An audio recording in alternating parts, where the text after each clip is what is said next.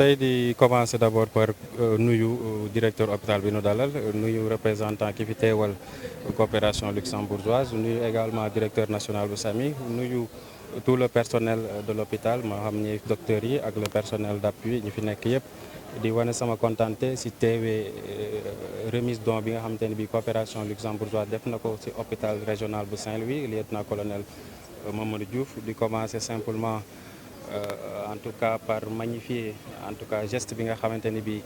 hôpital bi def na ko te mu nekk geste boo xamante ne bi dina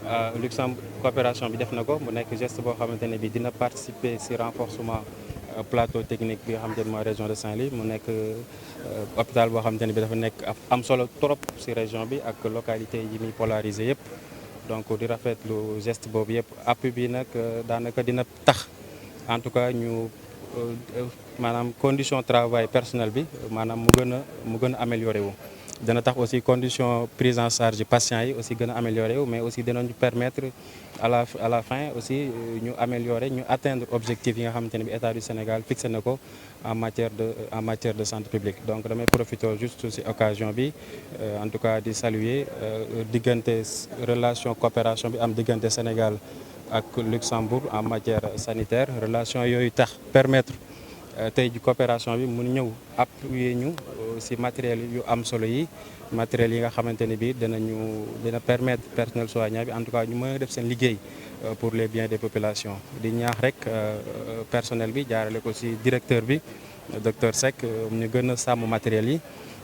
jël aussi les mesures d'accompagnement qu'il faut parce que matériel aussi day laaj ay mesures d'accompagnement en termes de médicaments et cetera pour que personnel bi aussi mën a gën a def seen liggéey donc di leen ñaax rek ci toppatoo bi maintenance bi di leen ñaax aussi ñu utiliser ko à bon escient en tout cas pour les biens population bi nga xamante ne bi daanaka bu ñuy soxla matériel bi dafay fekk ñu nekk ay jafe-jafe yu métti ay situations critiques de leur vie donc j'invite l'ensemble du personnel vraiment ñu accompagner le personnel gën a def en tout cas gën leen jàppale ci liggéey bi xam na ne liggéey bi yombut mais avec le matériel xëy na dina gën a mën a yombal liggéey bi bu ñu amee l'accompagnement nécessaire aussi ñu fexe pérenniser ko maanaam def les mesures d'accompagnement en termes de maintenance mais aussi fourniture de matériel di terminer rek di gërëm la coopération luxembourgeoise ci taxawaay bi mu am aussi ak seen farlu aussi suñu diggante ak ñoom ci wàllum coopération note particulièrement dans le domaine de la santé en tout cas di leen ñaax di leen encore une fois di leen gërëm et féliciter ci liggéey bu am solo bi ñu def ci matériel bi nga xamante ne bi daanaka mat na 175 millions. waaw tey dama am mbégte bu rëy ndax li ñu recevoir ci équipement pour suñu service bi nga xamante ni mooy jël urgence yi ñi nga xamante ni ñu am jàngoro ju loo xam ne dafa dañ ko war a jël ci lu jàmp ak service de réanimation yi nga xam tamit ñooñu am feebar yu nga xam ne dafa xaw a doy waar daal dafa xaw a métti tey ñu ngi recevoir équipement yoo xam ne boo ko xaymaa moom ci kii ji li muy jar 175 millions la donc ñu ngi ko jot ci ndimbalu ministère de la santé et de l'action sociale ministère dafa am benn coopération bu mu am ak le Luxembourg di ko wax la coopération luxembourgeoise ci kaw loolu tamit SAMI national moom moo nga xamante ni moo doon dox affaire yi mu koy jënd moo xool li fi manqué woon def ko la waaye mën koo ñëw ñu jënd ko indi ko fii tey ji bu ñëwee donc tey ci suñu service SAU ak suñu réanimation yi ak suñu personnel bi nga xamante ne am nañ xarañ gu mat te administration bi ñun jël disposition yëpp pour mën a dox jàpp nañ tey ji population bu Saint-Louis seen xel mën na dal ci mbirum urgence ak mbirum réanimation ci kaw loolu nag may sant ak gërëm gouverneur bi nga xamante ne accepté na tey ñëw présider cérémonie bi di gërëm coopération luxembourgeoise nga xamante ne seen représentant mi ngi nii di gërëm ministère de la santé et de l'action sociale di gërëm tamit professeur Bey bi nga xamante ne moom mooy directeur bu SAMI national donc ci kaw loolu may jël assurance ngeen xam ni lépp lu ci war incha allah dinañ ko def mooy lu jëm ci maintenance préventive ak maintenance curative ak disponibilité wu intrants yi nga xamante ni moom moo ñuy permettre ñu jël en charge correctement maladie. waaw xam nga luy ay di njàmbat lu def waxu aussi loolu waxuma ko ñoo ko wax comme loolu mooy li xew fii aussi bi ñu ñëwee commettre naa donc benn cabinet mu xool ñu tuuti suñu électricité bi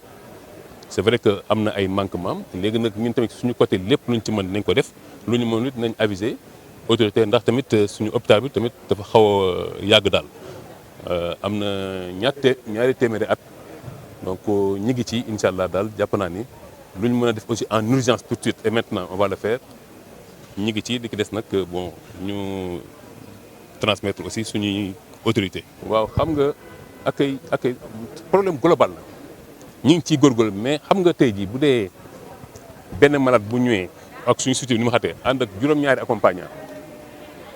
boo waxee nit ñi nekk di xuloo ko xëccoo ko xeex ak coow li bëri daf fi indi problème am nañu wàll boo xam ne ñun ñoo ko war a def naam ñoo war a accueillir mais ñun waxuñu ñu accueillir malade bi normalement waaye tamit il faut population ñu ñëpp ñu dimbali ci liñ leen di wax tamit ñu def ko ci suñu côté lépp lu ñu mën nañ ko def ñu leen disposition pour def ko ndaxte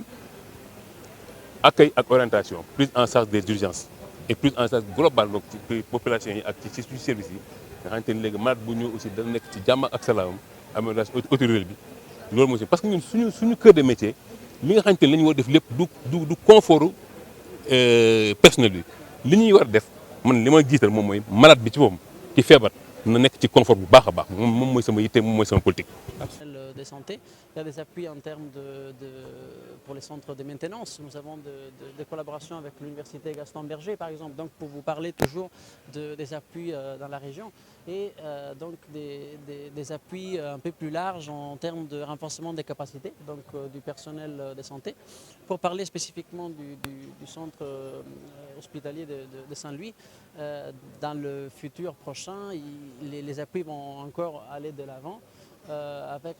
notamment des appuis pour un centre d'angiographie et donc la réhabilitation du service de réanimation qui a été d'ailleurs cité pendant la visite. Donc vous voyez que l'engagement du Luxembourg au niveau de Saint-Louis se poursuit et donc il y a encore des défis à relever.